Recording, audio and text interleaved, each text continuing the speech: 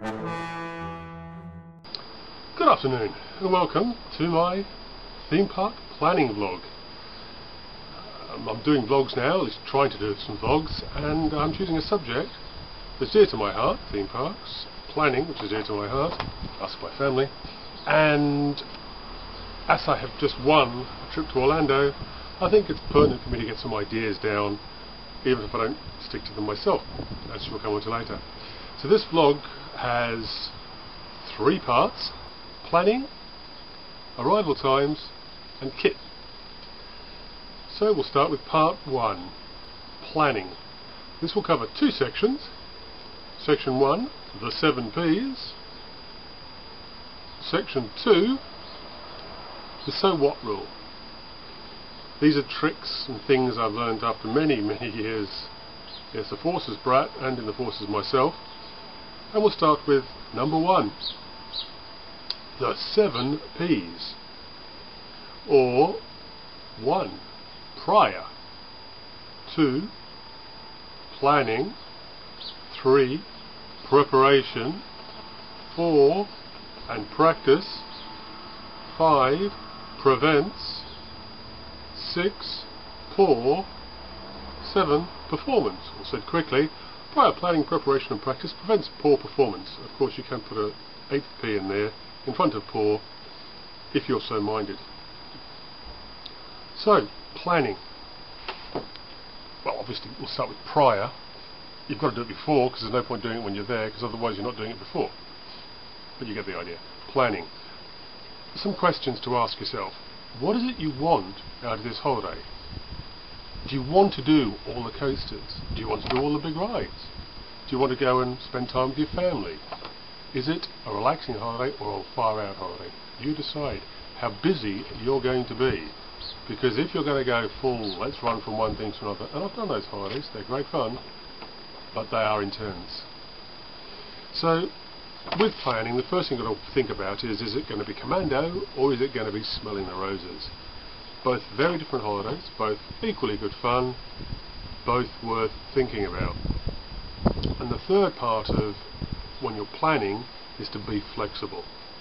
It's all well and good having a rigid plan, well thought out, well executed, and then find yourself in a situation where, dear God above, everything goes out the window. A case in point, last time I was at Walt Disney World, I planned everything out. We were in Epcot, we were going to go from here to there, blah, and we're charging across to towards World Showcase, just as it's about to open, and a certain mouse wanders past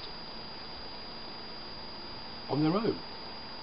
Well, my daughter sees Pluto as well, and does a severe left turn and starts chasing them. Well, it's a holiday, so what do? You follow along. Half an hour wasted. Half an hour spent with Big M and everyone else. Lots of lovely photos. Daughter over the moon. Completely unprepared for, but that's what you've got to do. You've got to be flexible. Right. Preparation. This is the stuff you do beforehand. There's lots of stuff to think about here. You've got to prepare yourself. You've got to prepare your kit. Now, preparing yourself doesn't sound like the sort of thing you could do, but it's pretty obvious when you think about it. Number 1, get fit. Theme parks are big. Theme parks are intense, and if you're a person who sits on their tush backside, if you will, for the day, as I do working in IT, you'll find that walking an average of 5 to 7 miles a day is a bit of a drain, especially if you're not ready for it. So start now. This instant. Well, after this vlog. Oh, and the neighbouring vlog. You get the idea. Get the process started now. Get a pedometer. Find out how many steps you actually do. Be gentle when you start, but build up. Theme parks, you can walk 5 to 7 is the average. People were saying anything up to 15 miles in a day. Not hard to do. I was trained up to do a lot further than that with a lot heavier kit. I wouldn't like to try it now. So get fit. Get yourself in a situation where walking that distance won't hurt you, because you don't want to hurt yourself on a holiday. 2, get fit, get tanned. Especially us Poms. We don't see the sun much. as you can tell, and we go to a hot country where the theme parks are all wide open, not a lot of shade, you're going to get burned. Painful. Ruin a holiday. Start getting tanned now. Build up your colour. We'll come on to Kit later about how to avoid that, but if you just get a tan now before you go on holiday, you won't burn or worse. And of course preparation includes kit. Obviously we're coming on to kit in part 3 of this vlog, but as a start, when you put it all in your pockets and what have you, check it doesn't fall out. If you go on a coaster wearing something and all your stuff falls out of your pockets, you're not going to see it again. So put it on, test it, jump around in it, start going for trials. When you go for a walk, go for a walk, wear your kit. Use a buddy to check kit. Make certain if you have pockets that they're done up.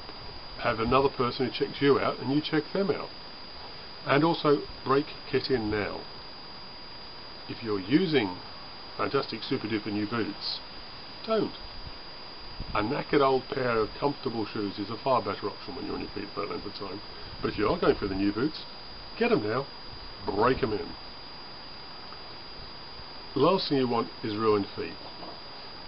So preparation is about getting the stuff done now to prevent yourself hurting yourself when you're on theme parks.